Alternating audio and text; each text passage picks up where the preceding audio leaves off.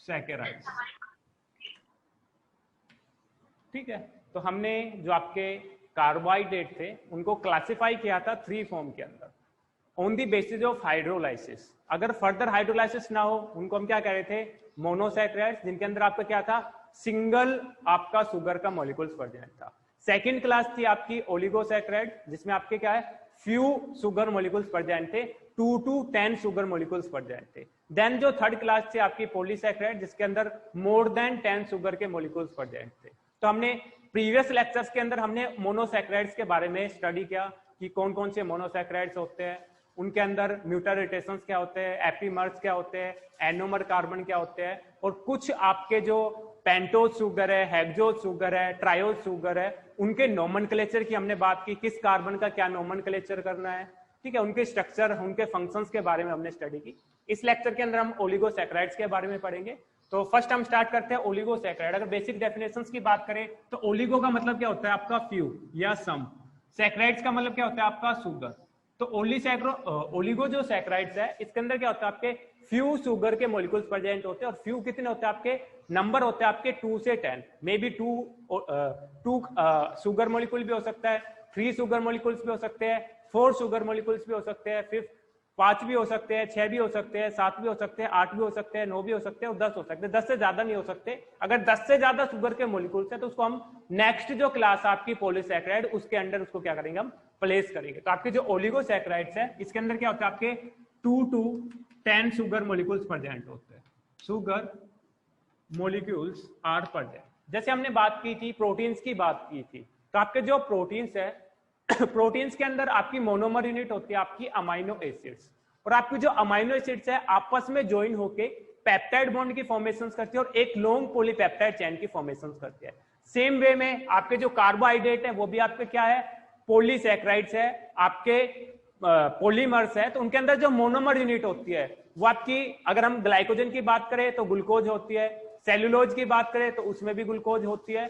तो आपका जो ग्लूकोज मॉलिक्यूल्स है, कोई भी 2 शुगर मॉलिक्यूल्स है, जैसे एक sugar molecule second sugar molecule से अटैच होगा with the help of glycosidic bond, glycosidic bond से ज्वाइन होगा।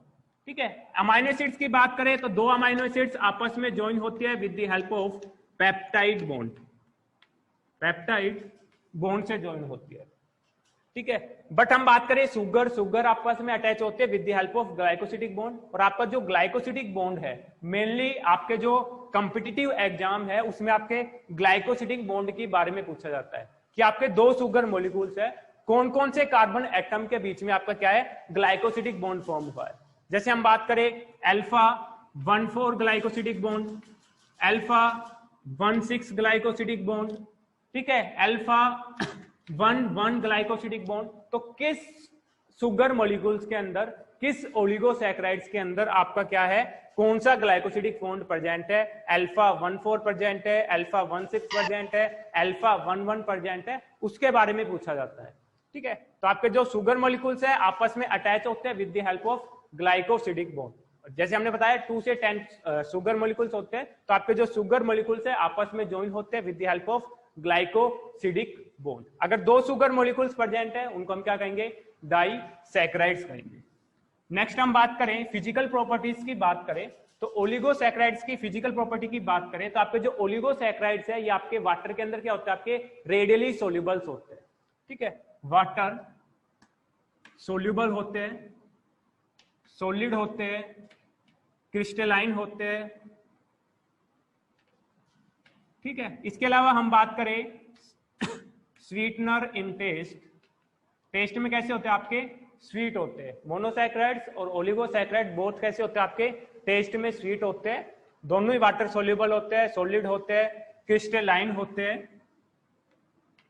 ठीक है, नेक्स्ट हम बात करें कि आपके जो ओलिगोसैकेराइड्स है, अकरेंस की बात करें तो नेचर के अंदर जो आपके ओलिगोसैकेराइड्स है ये आपके जो ग्रीन प्लांट है उनके अंदर प्रेजेंट होता है। तो नेचुरल सोर्स की बात करें तो ओलिगोसैकेराइड्स का नेचुरल सोर्स होता है, नेचुरल सोर्स ऑफ ओलिगोसैकेराइड्स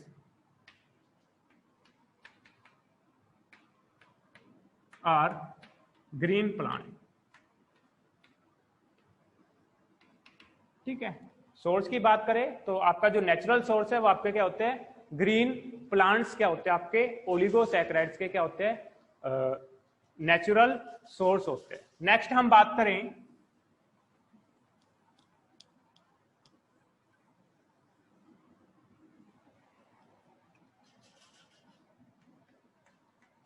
जो आपके ओलिगोसैकेराइड्स होते हैं। ओलिगोसैकेराइड्स के अंदर आपके टाइप्स की अगर हम बात करें तो आपके जो ओलिगोसैकेराइड्स है, जैसे हमने बताया 2 से 10 शुगर के मॉलिक्यूल्स प्रेजेंट है, तो on the basis of number of sugar molecules आपके जो ओलिगोसैकेराइड्स है फर्दर क्लासिफाई है आपके disaccharides, ट्राइसैकेराइड्स,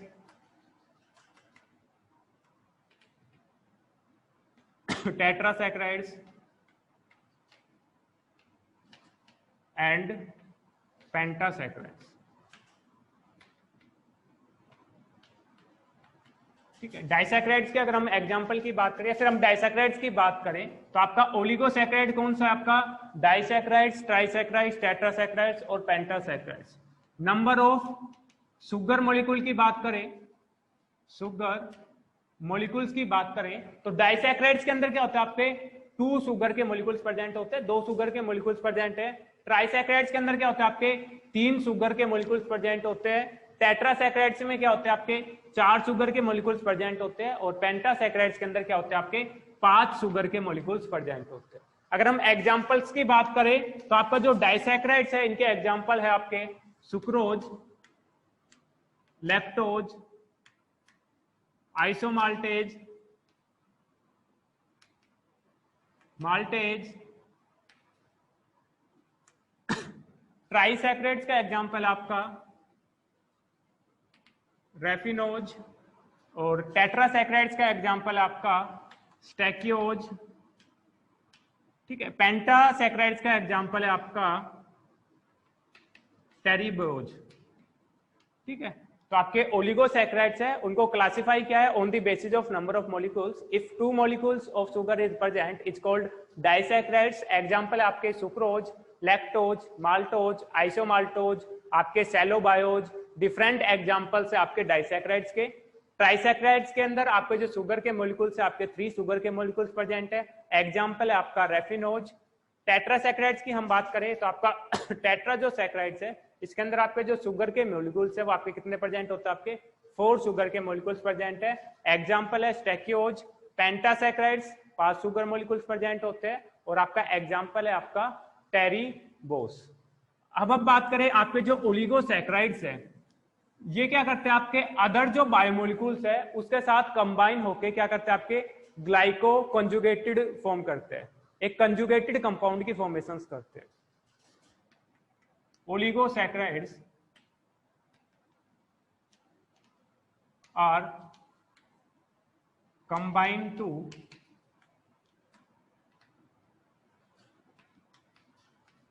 other biomolecules and form glycoconjugates। ठीक है, आपके जो ओलिगोसैकेराइड्स है अदर जो आपके बायोमोलिक्यूल्स है उनके साथ अटैच होके कंबाइन होके क्या करते हैं, ग्लाइकोकंजुगेट की फॉर्मेशंस करते हैं। मेनली अगर हम बात करें, अगर आपका जो ग्लाइको आपका ग्लूकोज शुगर है, आपका शुगर मॉलिक्यूल्स अगर आपके लिपिड के साथ बाइंड हो रहा है, लिपिड के साथ कंबाइन हो रहा है तो उसको हम क्या कहेंगे, ग्लाइको लिपिड्स कहेंगे। ठीक है, अगर आपका जो शुगर का मॉलिक्यूल्स है वो आपका कंबाइन हो रहा है आपका प्रोटीन से कंबाइन हो रहा है तो उसको हम क्या कहेंगे, ग्लाइको प्रोटीन्स कहेंगे।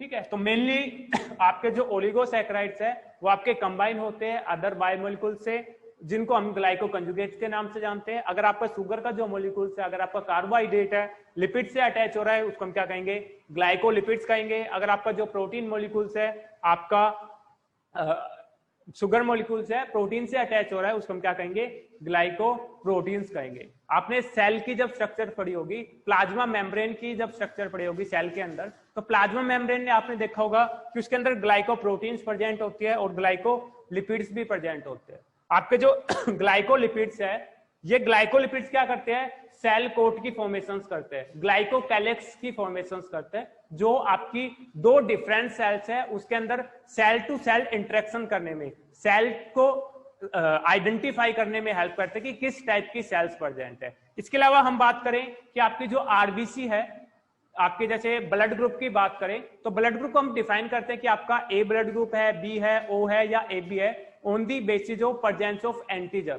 तो वो एंटीजन क्या होते हैं? मेनली आपके जो आरबीसी की सरफेस पे ग्लाइकोप्रोटीन्स प्रेजेंट होते हैं। इन ग्लाइकोप्रोटीन्स के बेसिस पे हम बताते हैं कि ब्लड ग्रुप क्या है। वो आपके क्या प्रेजेंट होते हैं? आपके ओलिगोसैकेराइड प्रेजेंट होते हैं, ठीक है। इसके अलावा हम बात करें आपके ग्लाइकोप्रोटीन्स की बात करें तो मैंने एक एग्जांपल बताया था आपको, एंटीबॉडी का एग्जांपल बताया था, इम्यूनोग्लोबिन्स की बात की थी। तो इम्यूनोग्लोबिन्स के अंदर क्या होता है? आपका प्रोटीनेस होती है, आपकी दो पॉलीपेप्टाइड चेन प्रेजेंट होती है और ये दोनों पॉलीपेप्टाइड चेन आपस में डाइसल्फाइड बॉन्ड से प्रेजेंट होते हैं। इसके अलावा इसके अंदर क्या होता है? ग्लाइकोसाइलेशंस होता है, आपका ग्लूकोज मोलिक्यूल पार्ट प्रेजेंट होता है, कुछ शुगर के मोलिक्यूल्स प्रेजेंट होते हैं, आपके जो CH2 डोमेन होती है इम्यूनोग्लोबिन्स की। फंक्शंस क्या होता है शुगर मॉलिक्यूल्स का? आपकी एंटीबॉडी के साथ अटैच होते हैं और आपकी जो एंटीबॉडी है इम्यूनोग्लोबिन है, इसकी जो स्टेबिलिटी है उस स्टेबिलिटी को क्या कर देते हैं? इंक्रीज कर देते हैं। कैसे इंक्रीज करते हैं? क्योंकि आपकी एंटीबॉडी है या आपकी पॉलीपेप्टाइड चेन की बनी होती है, इसका जो मोलिकुलर वेट होता है वो बहुत ही लो मोलिकुलर वेट होता है। तो ये ब्लड के अंदर रेडियली क्या हो जाती है? आपकी डीके हो जाती है, डेड हो जाती है।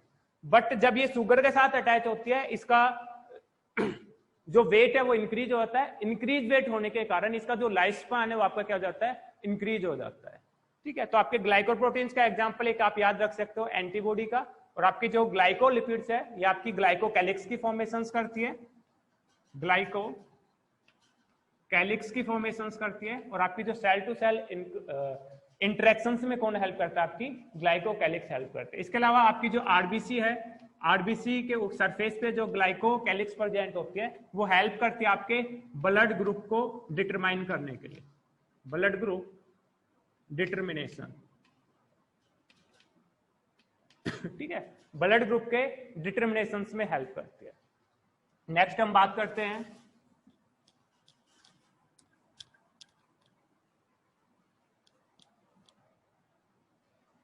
डाइसैकेराइड्स की बात करते हैं, डाइसैकेराइड्स,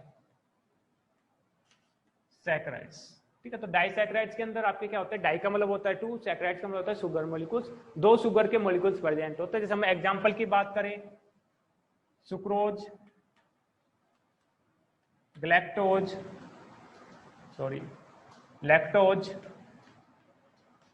माल्टोज, इनका जब हाइड्रोलाइसिस होता है डाइसैकेराइड शुगर का, तो इनसे क्या होता है? आपको दो शुगर के मॉलिक्यूल्स क्या होते हैं? ऑब्टेन्ड होते हैं। अगर हम सुक्रोज की बात करें, लैक्टोज की बात करें, माल्टोज की बात करें, तो आपके सुक्रोज का जब हाइड्रोलाइसिस होता है तो हमें ऑब्टेन्ड होता है आपका ग्लूकोज प्लस फ्रक्टोज। जब लैक्टोज का हाइड्रोलाइसिस होगा तो हमें मिलेगा ग्लूकोज प्लस लैक्टोज। जब माल्टोज का हाइड्रोलाइसिस होगा तो हमें मिलेगा ग्लूकोज प्लस ग्लूकोज मिलेगा, ठीक है। तो आपके जो डाइसैकेराइड्स होते हैं, डाइसैकेराइड्स का जब हाइड्रोलाइसिस किया जाता है तो उसके अंदर क्या होता है? हमें दो शुगर के मॉलिक्यूल्स ऑब्टेन्ड होते हैं। सुक्रोज की बात करें तो सुक्रोज का जब हाइड्रोलाइसिस होता है तो ग्लूकोज प्लस फ्रक्टोज मिलेगा। लैक्टोज का हाइड्रोलाइसिस होगा तो ग्लूकोज प्लस में लैक्टोज मिलेगा। और आपका जो माल्टोज है उसका हाइड्रोलाइसिस हम करेंगे तो हमें ग्लूकोज प्लस ग्लूकोज ऑब्टेन्ड होगा। अब बात करें आपका जो ग्लूकोज है, फ्रक्टोज है, ये आपस में ज्वाइन होते हैं with the help of glycosidic bond. जब ग्लाइकोसिडिक बॉन्ड की फॉर्मेशन होती है तो उसमें से क्या होता है? एक वाटर का मॉलिक्यूल रिलीज होता है। दैट्स व्हाई जब हम बात करें, जब डाइसैकेराइड्स की बात करें, ओनली डाइसैकेराइड्स की बात करें, जब आपके ग्लूकोज और फ्रक्टोज मॉलिक्यूल्स आपस में ज्वाइन होकर क्या करेंगे? वापस से आपके सुक्रोज मॉलिक्यूल की फॉर्मेशन करेंगे। With by the formation reactions को हम क्या कहेंगे? या तो हम कंडेंसेशन रिएक्शंस कहेंगे या फिर हम क्या कहेंगे? डिहाइड्रेशन रिएक्शंस कहेंगे। कौन सी रिएक्शन से फॉर्म होंगे? कंडेंसेशन रिएक्शन, या फिर इसको हम क्या कहेंगे? डिहाइड्रेशन रिएक्शंस कहेंगे। कंडेंसेशन क्यों कहेंगे? क्योंकि आपके दो मॉलिक्यूल्स है आपस में कंबाइन होके एक लार्ज मॉलिक्यूल की फॉर्मेशन कर रहे हैं, बट एक स्मॉल मॉलिक्यूल्स आपका रिलीज हो रहा है। और क्या रिलीज हो रहा है? आपका वाटर का मॉलिक्यूल्स रिलीज हो रहा है। वाटर का मॉलिक्यूल रिलीज हो रहा है, दैट्स व्हाई इसको हम क्या कर रहे हैं? डिहाइड्रेशन। आपका वाटर मॉलिक्यूल्स रिलीज हो रहा है, डिहाइड्रेशन हो रहा है। ठीक है, तो इसको हम क्या करें, डिहाइड्रेशन रिएक्शंस या कंडेंसेशन रिएक्शंस। तो आपके जो ग्लूकोज है, फ्रक्टोज है, आपकी दो मोनोसैकेराइड्स है, आपस में ज्वाइन होती है ग्लाइकोसिडिक बॉन्ड से, और जो रिएक्शंस होते हैं उसको हम क्या कहते हैं, कंडेंसेशन रिएक्शन या डिहाइड्रेशन रिएक्शंस। इसके अंदर क्या होता है, एक स्मॉल मॉलिक्यूल्स आपका रिलीज होता है, वाटर मॉलिक्यूल्स, दैट्स व्हाई इसको हम क्या कह रहे हैं, डिहाइड्रेशन रिएक्शंस कह रहे हैं।